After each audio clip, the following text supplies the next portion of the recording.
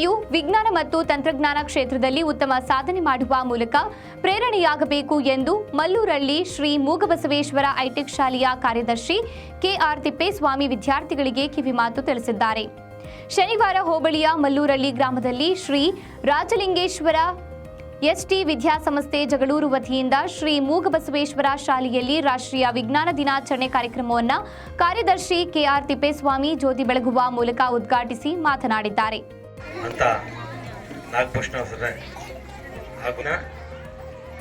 ಎಲ್ಲದಕ್ಕೂ ಬೇಕು, ಯಾವ್ದಕ್ಕೆ ಬೇಡ ಅಂತಂದ್ರೆ ತಪ್ಪಾಗ್ಲಾರ್ದು. ಎಲ್ಲದಕ್ಕೂ ವಿಜ್ಞಾನ ಬೇಕೇ ಬೇಕು. ಎಷ್ಟು ನಾವು ಗಾಳಿ, ನೀರು, ಬೆಳಕು ಅಷ್ಟು ಮುಖ್ಯನೋ ಅಷ್ಟೇ ವಿಜ್ಞಾನ ಸಮೇತಲು ಮುಖ್ಯ. ಈ ವಿಚಾರವಾಗಿ ನಾನು ಹೇಳೋದು ಅಷ್ಟೊಂದಿಲ್ಲ. ಎಲ್ಲದನ್ನು ನಮ್ಮ ನಾಗಭೂಷಣ್ ಸರ್ ಮತ್ತು ನಮ್ಮ ಮುಖ್ಯ ಶಿಕ್ಷಕಿ ಸುನೀತಾ ಮೇಡಮ್ ಅವರೆಲ್ಲ ಹೇಳ್ಬಿಟ್ಟಿದ್ದಾರೆ. ಈಗೇನು ನಿಮಗೆ ಮಕ್ಕಳಿಂದ ಏನು ಮಾಡಲ್ಸ್ ಅಂತಿದ್ದಾರೆ ಅದ್ರ ಬಗ್ಗೆ ವಿವರಣೆವಾಗಿ ಕೊಡಲಿದ್ದಾರೆ. ಹಾಗಾಗಿ ಅವ್ರಿಗೊಂದು ಕಾಲಾವಕಾಶ ಮಾಡಿಕೊಡೋಣ. ಹಾಗಾಗಿ ವಿಜ್ಞಾನವನ್ನು ಎಲ್ಲರೂ ಬಳಸೋಣ. ವಿಜ್ಞಾನ ಇಲ್ದಿದ್ರೆ ನಾವು ಈ ಮಟ್ಟಕ್ಕೆ ಇರ್ತಿದ್ದಿಲ್ಲ. ಇವತ್ತು ನೋಡ್ರಿ, ಎಲ್ಲ ರೀತಿಯಲ್ಲಿ ಈಗ ನಾವು ಮೊದಲೆಲ್ಲ ಕಳೆ ತೆಗಿಬೇಕಂದ್ರೆ ಒಂದು ಎಂಟು ಗಟ್ಟಲೆ ಹೋಗ್ತಿದ್ರು. ಏನೋ 15-20 ಜನ ಎಲ್ಲ ಹೋಗ್ಬಿಟ್ಟು ಕಳೆ. ಇವತ್ತು ಕಳೆನಾಶಕ ಔಷಧಿ ಬಂದಿದೆ, ಮತ್ತು ಅದು ಹೊಡಿಲಿಕ್ಕೆ ಮಿಷಿನ್ ಬಂದಿದೆ. ಯಾವುದರಿಂದ? ವಿಜ್ಞಾನದಿಂದ. ಅದೇ ರೀತಿ ಇವತ್ತು ಎಲ್ಲರ ಮನೆಯಲ್ಲೂ ಎತ್ತುಗಳಿಗೆ ನಾವು ಸಾಕ್ತಿದ್ವಿ. ಇವತ್ತು ಎತ್ತುಗಳಿಲ್ಲ. ನಮ್ಮ ಹಳ್ಳಿಗಳಲ್ಲಿ ಎಲ್ಲಿ ಬೆರಳೆಣಿಕೆ ಅಷ್ಟೇ ಎತ್ತುಗಳಷ್ಟಿದ್ದಾವೆ. ಇವತ್ತೆಲ್ಲ ಟ್ರ್ಯಾಕ್ಟರ್ಸ್ ಬಂದಿದ್ದಾವೆ. ಆನಂತರ ಏನು ಈ ನಮ್ಮ ರೈತರಿಗೆ ಉಪಕರಣಗಳು ಬೇಕೋ ಅವೆಲ್ಲವೂ ಬಂದಿದ್ದಾವೆ. ಹಂಗೆ ಇದು ಯಾವ್ದ್ರಿಂದ ಅಂದರೆ ವಿಜ್ಞಾನದಿಂದ. ಹಂಗಾಗಿ ವಿಜ್ಞಾನ ಎಲ್ಲ ರೀತಿಯಲ್ಲಿ ಎಲ್ಲ ಬದುಕಲ್ಲಿ ನಮಗೆ ನಮ್ಮ ಜೀವನ ಹಾಸು ಹೊಕ್ಕಾಗಿದೆ ಅಂತಂದರೆ ತಪ್ಪಾಗಲಾರ್ದು.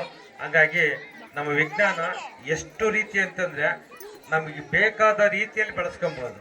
ಹಾಗಾಗಿ ನಾವೆಲ್ಲರೂ ವಿಜ್ಞಾನವನ್ನು ಬಳಸೋಣ, ಉಳಿಸೋಣ. ಮತ್ತು ಈ ಒಂದು ಸಮಯ ಅಂತ ನಾಗಭೂಷಣ ಅವರೇ ಹಾಗೂ ಎಲ್ಲದಕ್ಕೂ ಬೇಕು, ಯಾವ್ದಕ್ಕೆ ಬೇಡ ಅಂತಂದ್ರೆ ತಪ್ಪಾಗ್ಲಾರ್ದು. ಎಲ್ಲದಕ್ಕೂ ವಿಜ್ಞಾನ ಬೇಕೇ ಬೇಕು. ಎಷ್ಟು ನಾವು ಗಾಳಿ, ನೀರು, ಬೆಳಕು ಅಷ್ಟು ಮುಖ್ಯನೋ ಅಷ್ಟೇ ವಿಜ್ಞಾನ ಸಮೇತಲು ಮುಖ್ಯ. ಈ ವಿಚಾರವಾಗಿ ನಾನು ಹೇಳೋದು ಅಷ್ಟೊಂದಿಲ್ಲ. ಎಲ್ಲದನ್ನು ನಮ್ಮ ನಾಗಭೂಷಣ್ ಸರ್ ಮತ್ತು ನಮ್ಮ ಮುಖ್ಯ ಶಿಕ್ಷಕಿ ಸುನೀತಾ ಮೇಡಮ್ ಅವರೆಲ್ಲ ಹೇಳ್ಬಿಟ್ಟಿದ್ದಾರೆ. ಈಗೇನು ನಿಮಗೆ ಮಕ್ಕಳಿಂದ ಏನು ಮಾಡಲ್ಸ್ ಅಂದಿದ್ದಾರೆ ಅದ್ರ ಬಗ್ಗೆ ವಿವರಣೆವಾಗಿ ಕೊಡಲಿದ್ದಾರೆ. ಹಾಗಾಗಿ ಅವ್ರಿಗೊಂದು ಕಾಲಾವಕಾಶ ಮಾಡಿಕೊಡೋಣ. ಹಾಗಾಗಿ ವಿಜ್ಞಾನವನ್ನು ಎಲ್ಲರೂ ಬಳಸೋಣ. ವಿಜ್ಞಾನ ಇಲ್ದಿದ್ರೆ ನಾವು ಈ ಮಟ್ಟಕ್ಕೆ ಇರ್ತಿದ್ದಿಲ್ಲ.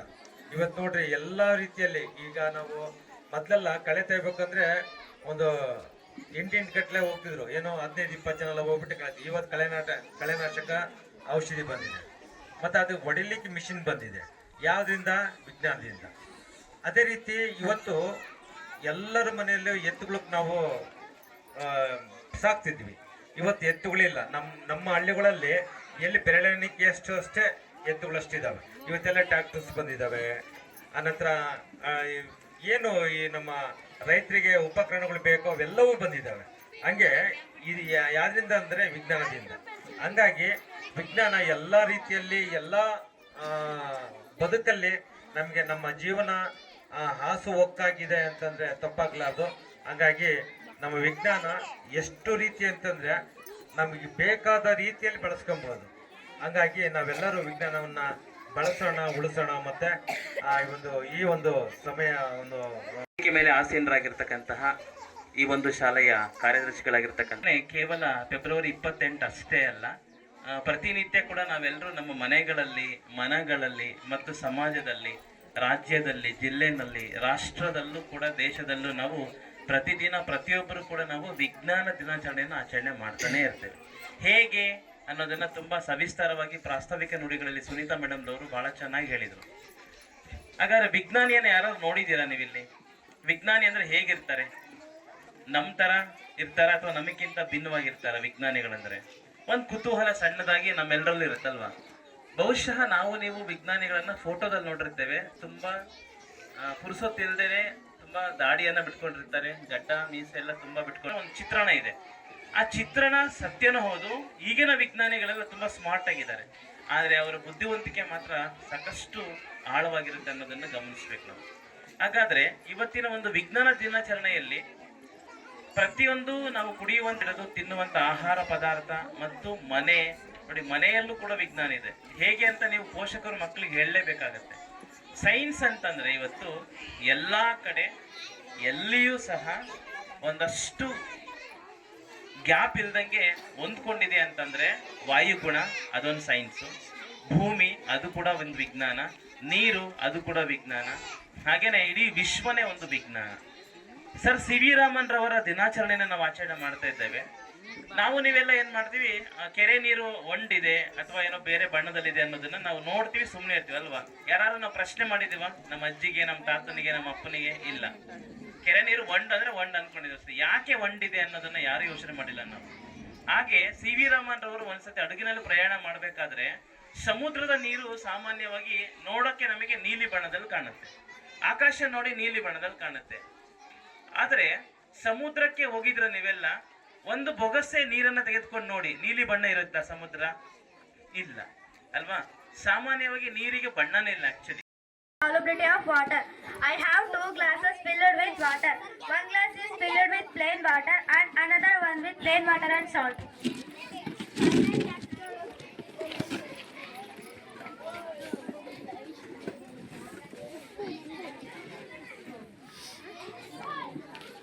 Now I put this lemon in the plain water glass.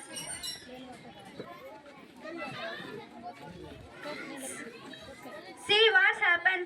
This lemon is sank in the water. Let's put this lemon in the salty water.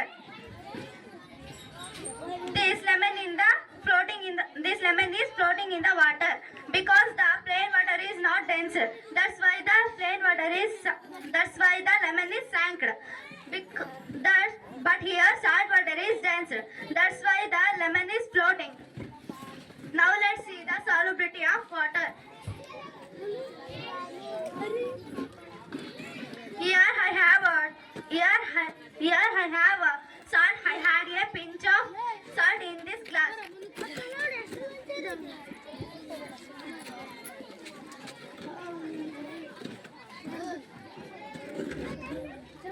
Fill it with water and mix it well. Seeds dissolves in the water. I mix some sand in the other glass.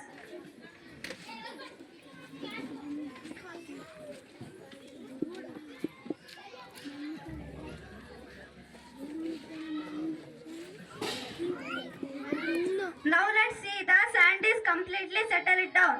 It shows the sand